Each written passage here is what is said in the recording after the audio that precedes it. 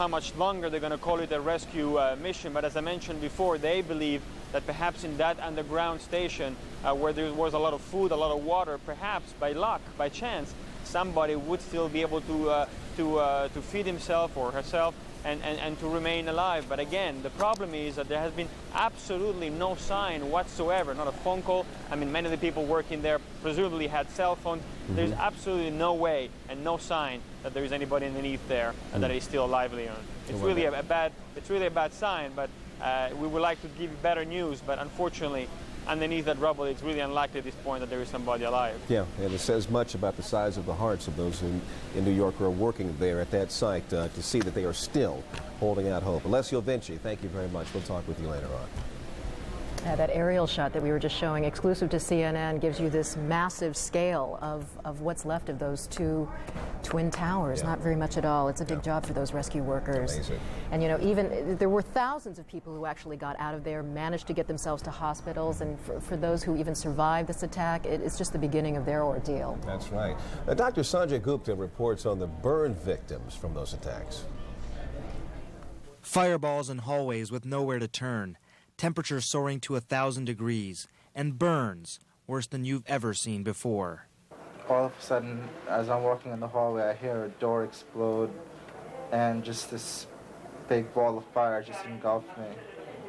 I just froze. I didn't do anything. I just stood there. Just stood there because he instantaneously sustained burns over 40% of his body when a fireball tore through the 83rd floor of the World Trade Center's Tower 1. It must be 1,000 degrees or more. It takes about 1 second of temperature at 155 degrees to get a third-degree burn. I ran into my office and screaming, I'm burnt, there's a bomb. All of a sudden the door, just flew open, and so I just ran, and with the fire chasing my back, and I fall down. The fireball on the 73rd floor of Tower 1 then passed over Vasana Mututano.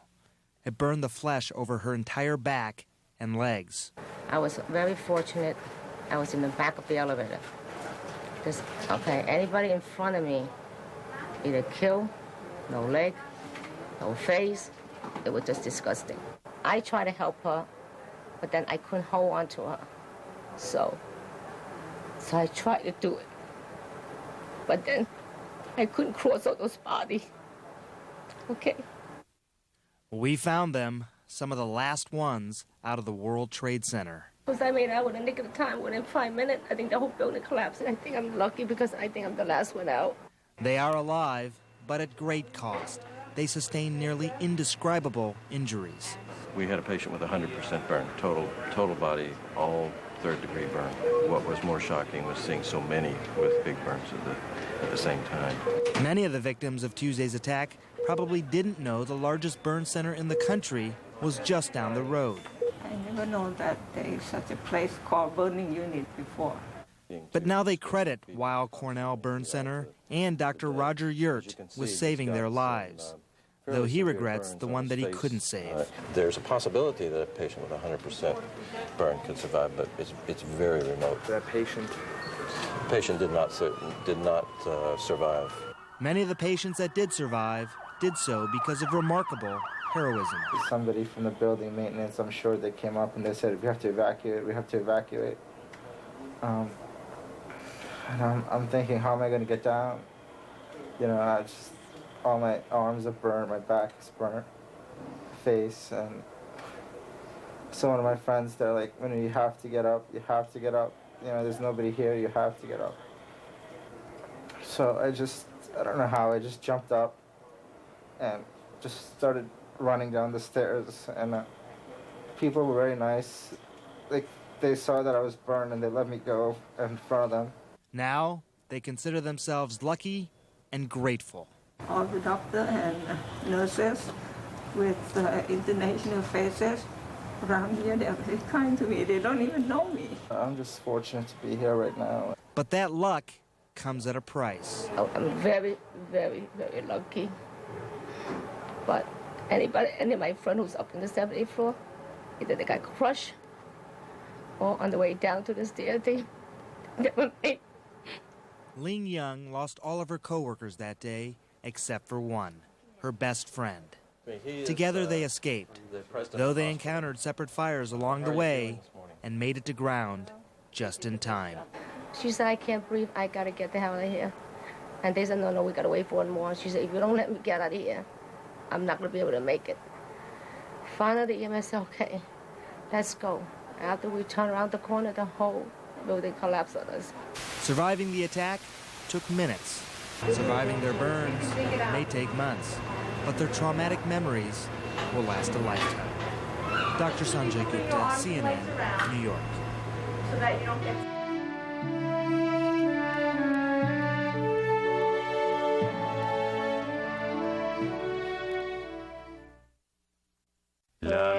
When I wanted to start my own firm, she was there. When I wanted to buy out my partners, she was there. And when I finally wanted to retire, she was there. She's always been there for me. I want to make sure I'm always there for her.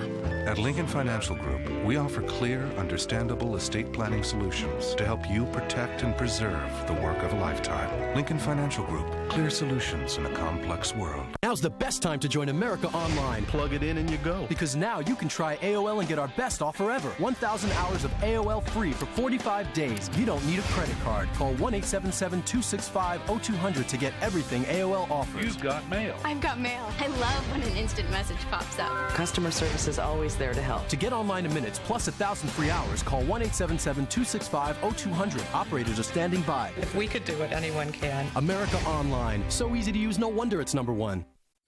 In the next 15 minutes, a new look will go from outrage to all the rage. A simple song can define a generation. In the next 15 minutes, start cooking. Get hot-wired.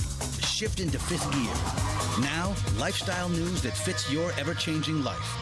So you know an enduring trend from a passing fad. In the next 15 minutes, CNN Headline News. Real news, real fast. Welcome back as we continue our coverage this morning of America's new war. We have been asking some questions through the USA Today, CNN USA Today Gallup poll to gauge the public's opinion in the light of these terrorist attacks. We've been asking questions about what people think in this country about Arabs and about Muslims. And we've got these results here from a couple of questions we want to share with you here. One question was, have you heard anyone make negative comments about Arabs? And you see there the results were yes came at 31%. 68% though said they have yet to hear someone make a negative comment about Arabs or Muslims here. And the next question we went a bit further here. We asked whether or not people trust or have less trust in Arabs living in this country. And you see there 35% said yes, they have less trust, and 63% said they have no. Now, we've been watching and engaging what we've been calling the spirit of America in the last few days. We've been watching patriotism build across the country, but there has also been in this country and elsewhere around the world as well a less complimentary side of people making itself seen. We've seen attacks and outright assaults, intimidations of people who are perceived to be of Arab or Muslim descent. And we're joined this morning by Ziauddin Sardar, who is a journalist with the New Statesman. And Ziauddin wrote an article that appeared in the Evening Standard in which he said, "Don't look at your Muslim neighbors with suspicion. We too find these twisted, evil minds of suicide bombers impenetrable." And Mr. Sardar, I want to ask you first of all, are you surprised at all to see these incidents that we have seen of intimidation or outright assaults of people who may be seen as being Muslim? No, not really. I think when you use the word Islamic terrorist in the minds of an ordinary individual, when we associate terrorism with Islam, and it is natural for these individuals then to actually react against Muslims. I think what we need to distinguish is that this particular act is so outside the boundaries of Islam that it has absolutely nothing to do with Islam or indeed any other religion. Just as the Holocaust has had nothing to do with Christianity or the bombing in Arma had nothing to do with Catholicism, so this particular act has absolutely nothing to do with Islam. Islam's teaching can be summarized, in fact, with the saying of the Prophet, who said that if one innocent individual is killed, it is as if the whole of humanity has died. So the life, individual life, innocence are sacred things in Islam. We value life. But despite those words from the Prophet Muhammad, we see and we are seeing that these terrorists are actually advertising that they are linking their actions with their faith.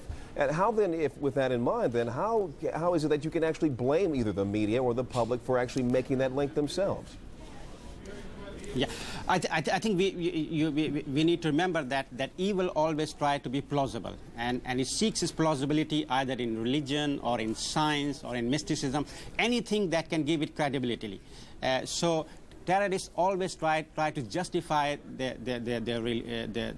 actions. Mm-hmm. I mean, their actions may be senseless, but the terrorists themselves are not mindless. They know what they're doing, and they know they need to justify it, at least in the community from which they seek their support. And I think what we need to do is to appreciate that terrorism comes out of the great injustice that we find in this world. Mm-hmm. The terrorist goes to a society like Afghanistan or Palestine, and he says, look, nobody is listening to you. Nobody is paying attention to your suffering. Your suffering does not count. I am the only one who is going to stand up to your suffering and seek revenge on your behalf. Well, what we need to do is to... I'm sorry to interrupt you, but I'm sorry to interrupt you, but at this point I want to ask you one question, because this one is one that's posed to me as an African American quite often. Doesn't the Muslim community, as the African American community has been accused from time to time, doesn't the Muslim community have some sort of responsibility to do a better PR job for itself, and so that you don't have to talk about this only when bombings happen or when terrorist activities happen? Oh, I agree. I think the Muslim community has not done a very good job of projecting the true teachings of Islam. It has not done a very good job of actually, promoting Muslims, as decent, law-abiding citizens. Mm-hmm. I mean, what we see in Britain, for example, is that every time something bad happens, immediately the Muslims throughout Britain start suffering. They start receiving hate mail. They're attacked. And again, we have tried to fight. But these are injustices as well. We have tried to fight these injustices, but not in my opinion, not quite thoroughly. Mr. Sardar, Ziyuddin Sardar, we thank you very much for your thoughts this morning and your words. And here's hoping that many of us have learned something from this experience along those lines. Good luck to you, sir. Thank you very much. All right. We've learned a lot today. That's it for our coverage of America's New War. I'm Carol Lynn. And I'm Leon Harris. Our coverage continues in just a moment.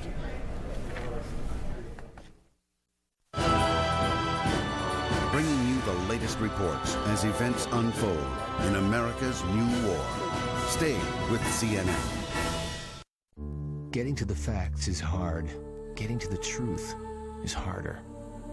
Our reporters spend months searching, going undercover. Come on, Giants, who did this to you? To bring you the truth. MSNBC investigates. Think of it as your nightly reality check. Weeknights, 9 p.m.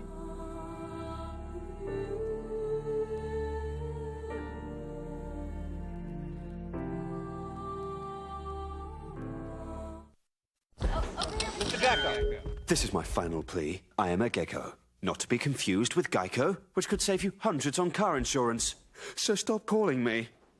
Geico. A 15-minute call could save you 15% or more on car insurance. So you want to change your name? People confusing you with Geico, calling you at all hours? What name would you like? Komodo Dragon, please. Geico. A 15-minute call could save you 15% or more on car insurance. Mantis Tiller Cultivator is making gardening easier for everyone. The Mantis weighs just 20 pounds, so it's easy to carry and operate. Yet the unique patented tines and powerful two-cycle engine lets you cut through hard soils and dig down to 10 inches deep. Mantis is so easy to handle that weeding and cultivating, even in tight places, is a snap. And with the optional Mantis attachments, you can dig furrows, trim hedges, aerate and dethatch your lawn, cut professional-looking borders, and remove weeds from cracks. Mantis's superior performance and rugged dependability is backed by a 2-year warranty and a lifetime warranty on the tines against breakage. So you get years of trouble-free service. The Mantis Tiller is now available at factory direct prices. So call for your free information pack with details on our 1-year money-back guarantee. Call 1